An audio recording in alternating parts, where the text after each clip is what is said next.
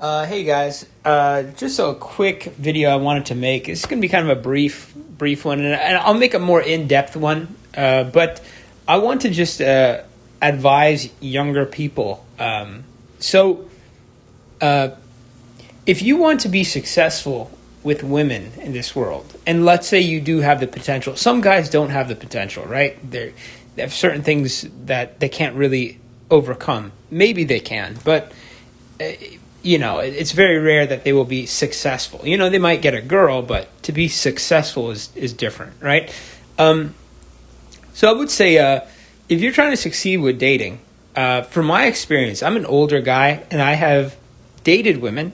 I've had a life of a number of experiences, and I can explain. And I'm still in the market. I'm still shooting my shot with women. I would say the number one thing you guys want to work on is, for majority of guys, is definitely looks max. That's the number one thing.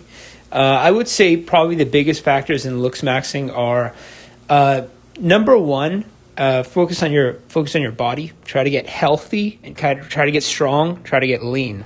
The best way I found for all those things, the best diet, and I've read a lot into diet, man. I'm a very experienced with diet. I've been studying health my whole life. My family, I have a lot of people in medicine in my family. I know a thing or two about health and diet. Carnivore diet has by far been the best thing I've ever done for my health. I look better from it. I'm more lean. I lost a lot of body fat. I got muscular. And I'm talking about strict carnivore. You don't have to fast. Fasting is not necessary. And for a lot of people, fasting actually slows down the metabolism, and it's not good for a lot of people. So I would say just start doing carnivore diet, strict carnivore, where you just eat meat and eggs. Or not even eggs sometimes. You could do either just meat. You could just do red meat and salt. But if you can tolerate them, you could add eggs. Some people add dairy. Some people add fruit. I personally found the best. I tried the fruit one for a while. I found the best that works for me is just pure carnivore. That will really be the best step towards getting lean and getting more muscular, because the protein you get is significant. So you get more muscular, you get more lean, and you'll get a lot healthier by taking these toxic foods out of your diet. For instance, there's a lot of science behind it. I'm just going to give you my advice. You guys please research this stuff, because I'm pretty sure I'm correct here. Carnivore diet is the most species appropriate diet for human beings. If you look at the Maasai tribe in Africa, they're extremely healthy. Look up the Maasai tribe. Look up Maassi.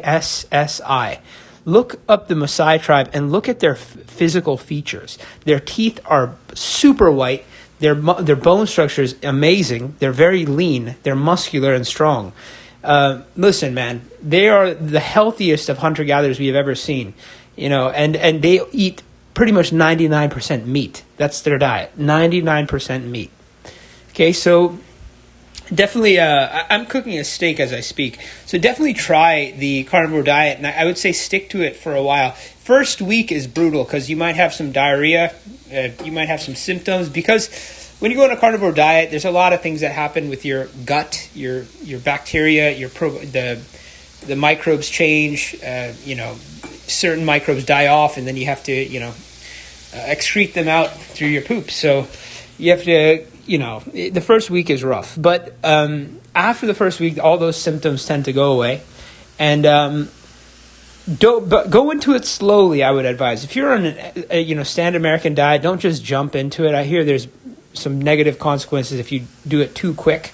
So try to do it slowly, but eventually, over a few weeks, try to move to carnivore, fully, and it has been the best thing I've ever done when it comes to looking better, because the inflammation is down. My face is less puffy.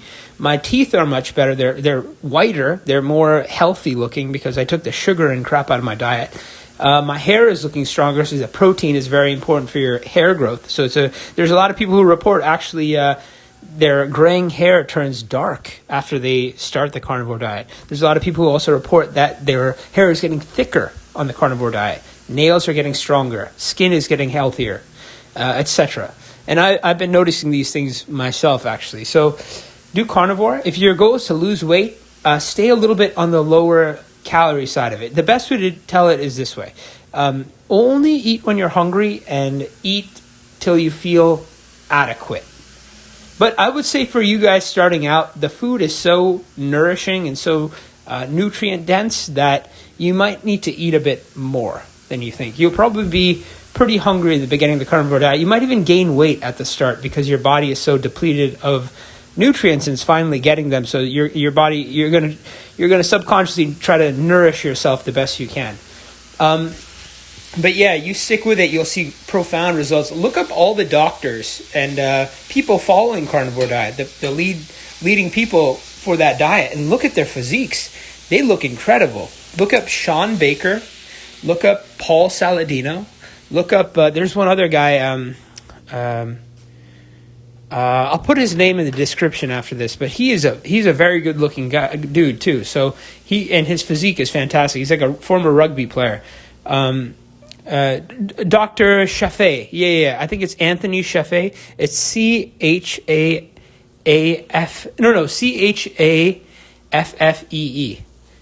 Anthony Chaffee or Andrew Chaffee. I think it's Anthony Chaffee though. Look him up on YouTube. Look at his physique. These are all carnivore diet people, you know. So definitely it's something to try. That's probably the number one thing I would have done if I could go back in time. But if I was a kid, I would go carnivore 100% because I imagine I'd grow taller and healthier and my bones would be better, etc. But for you guys who are younger, especially, you know, definitely take advantage of that knowledge. Don't be eating Rice Krispie treats. Stay away from that stuff because that's going to influence the way you look. It's not genetics play a huge, the biggest factor in how you look, but your diet can have massive effects as well.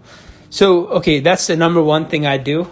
Number two thing, I would make sure if you don't have any serious facial issues, I don't think plastic surgery is that necessary. It could make you more ideal. If you the slight effects of your face they definitely have an influence. There's things that I want to improve on my own face. Are they worth it?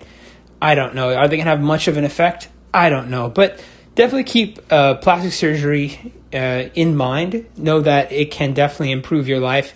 Always try to go to someone really good. You don't want to get your face ruined by some guy.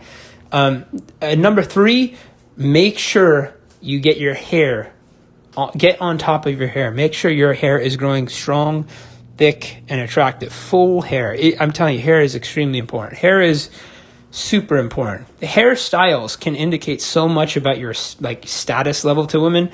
Like if you have if you're bald, it's very different than if you have a Leonardo DiCaprio in Titanic haircut or one of these TikTok boy haircuts. These things, a lot of women today respond really well to those type of haircuts. Haircuts are a big deal. Now, don't get me wrong. Face is the most important thing. Face is definitely the number one thing.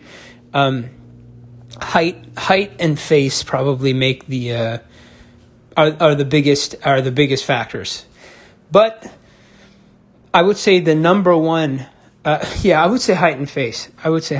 But for you guys doing what you can, I would say focus on hair, health. Focus on health.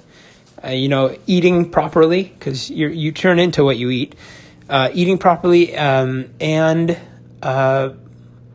if you need something done with your face, try to do it. But always, before you do anything with plastic surgery related, make sure you lose fat first. Make sure you get lean first because your face changes as you get lean. A lot of things change. Okay, so individual features change a little bit, somewhat. But on top of that, other parts around those individual features change, which also change the way those individual features look. So it's complicated, but yeah, it definitely has an effect. If you have something obvious, like a huge crooked nose, I mean, some girls are into that, to be honest. Some girls do like a big crooked nose. Or a super wide nose. Yeah, there are some girls who like wide noses. But if we're talking about the general majority, I think most women go towards the average, right? The average face is supposed to be the most beautiful. So definitely do those things.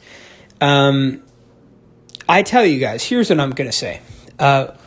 there's a lot of people in the black pill community saying, women are not worth it. The juice is not worth the squeeze.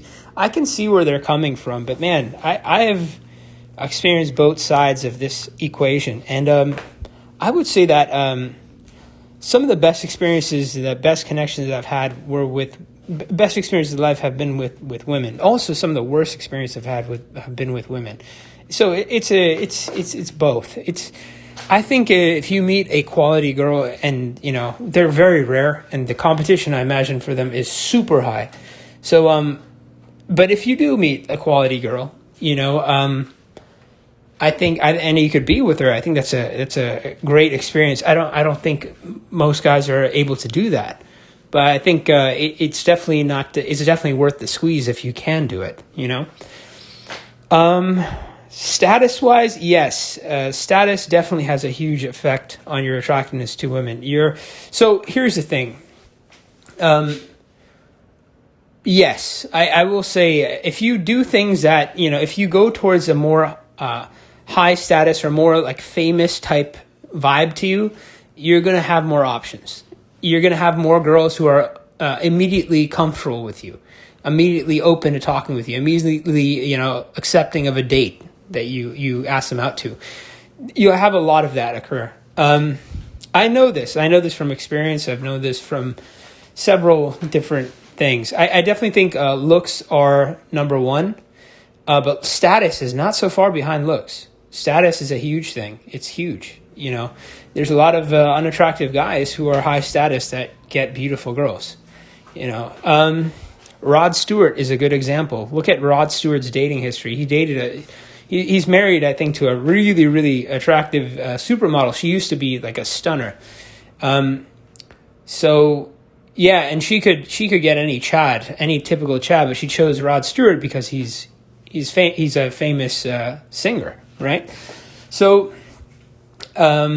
that's my advice for you guys. And try to also, I can't discount the importance of reading, and gaining knowledge and learning stuff. I would say one of the worst things you could do as a guy is to make your whole life about women. And I did that for a period of time. It's one of the worst things because, number one, women don't like that. Women don't like it when a guy is just only focused on women and, looks maxing and trying to be a better guy for women.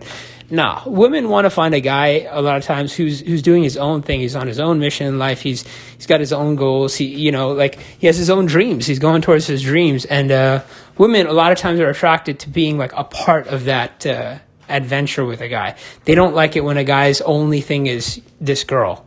Or like when it's very unattractive. It puts a lot of pressure on the girl. Number one.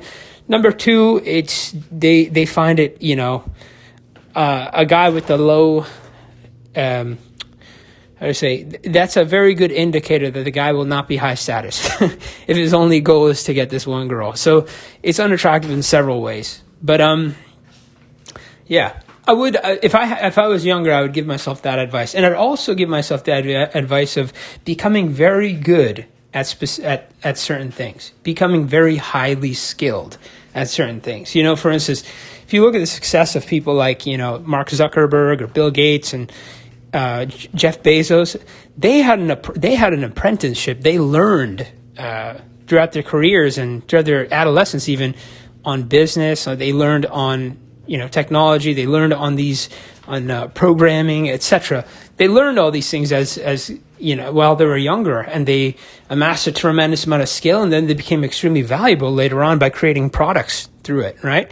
So I would say getting mastery in specific things is very important for not just for like success, but fulfillment. You'll be very fulfilled knowing you did something amazing with your life. It's not all about women. Women are, in my opinion, are a part of life. They're definitely for some people it's a very big part of life, but there is more to life than women. And I think you guys definitely should have something that you are passionate about, that you're engaged with, and that you want to bring value into the world with.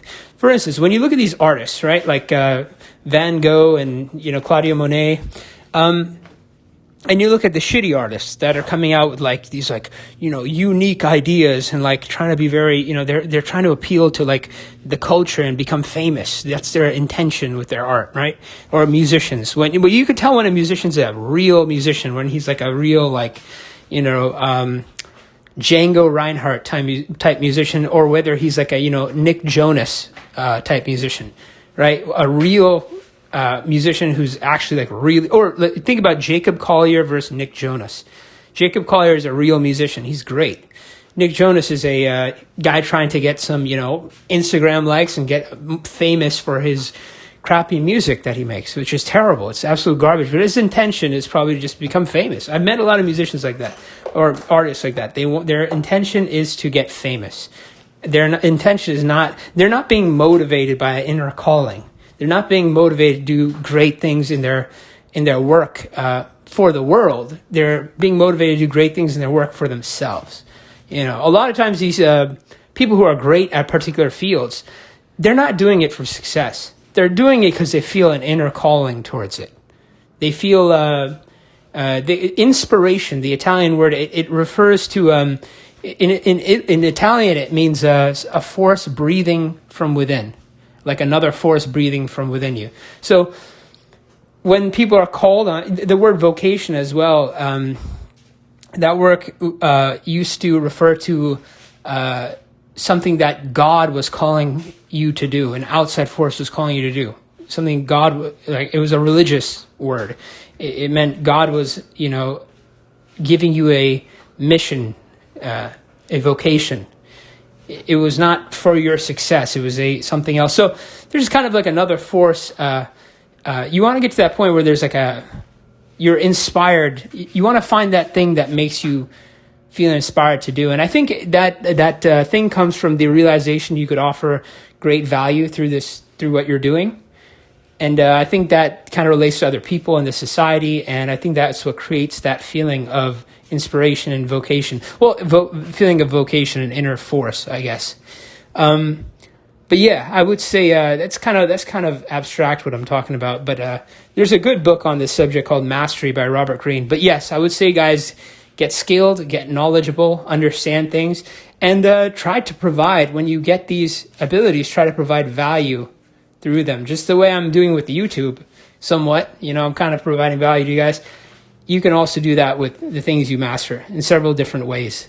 So, yeah, but when it comes to women, just focus on looks maxing. I'd say follow my advice when it comes to the health aspect, because that's something that's very important to do earlier rather than later. It's a huge difference when you do it in your adolescence than when you do it when you're like 30, And definitely there's a lot more to it. There's also, like styling and what you wear, etc. But those things you could do anytime. You can't really change your health, from within within a day. You know what I mean? So, and also one thing that's not clear to you guys is logistics are very important. Logistics are very, very important. If you are in a environment or a scenario that is not good for meeting women and dating, you are not going to be dating, or it's going to be very difficult for you. I'm in a place right now where, I used to live in New York, I lived in Chicago, I lived all over the world. I'm pretty well traveled, but I live in a place right now where people barely talk to each other. People are very quiet. People are very, if you start talking to someone, they're like, why is this guy talking to me? They get like worried about it, But if you're in a place like New York and you talk to people, they will, it's normal. A lot of times you meet women in a cafe in New York, it's normal. You guys talk, you interact, something could happen from that. But in an area like this environment, it's where I'm at right now is not conducive to that. So definitely work on your logistics. Get your scenario so it's more aligned with, having a better dating life. It can be hard because a lot of times these scenarios are competitive. They're usually more expensive. They're usually more difficult to get into, right? So like, what is the best city, to date? I mean, of course, there's a lot of competition, but where are the most women? I would say places like New York, LA, places like that. I would say big cities. That's where the most women are. And that's where, Yeah, there's also small cities which I actually think would be even better, like places like Milwaukee, for instance. It's kind of a dead area. It's a little bit of a racist place, but there's not that many options. But there are some beautiful girls running around that area, and you can get dates because there's not that much competition. The guys are not exactly Prince Charming there, so you have a lot of possibility in a place like that. Or so I would focus also on logistics rather than just looks maxing and improving yourself, because you can improve yourself all you want, but if you're in a bad logistics scenario, if you're in the Sahara Desert, with nothing around you, and you're not going to get laid no matter how good you look. So and vice versa, if you're if you're on a first, the 1st of January, where New Year's in Manhattan, in the center of the city, a lot of times there's a lot of guys, sub 5 guys, who end up going home with girls that night, because girls are so ecstatic and excited. They make out with random dudes. I don't know about sub 5 dudes, but who knows? I think guys who aren't that attractive. I know this because my friend who's a bit shorter, doesn't have a good face, hooked up with a girl that night, and she was actually attractive. So yeah, that's what I'm saying. I would say try to improve yourselves and try to be a little bit more. There's a very big difference when you try to improve yourself for yourself rather than you trying to improve yourself to bring value to the world in some way. And I think the later is a lot more inspiring, and it's a lot more fulfilling to have that approach. All right, guys, like to bring value to other people. Okay. All right, I'm going to go. All right, bye. Not at all.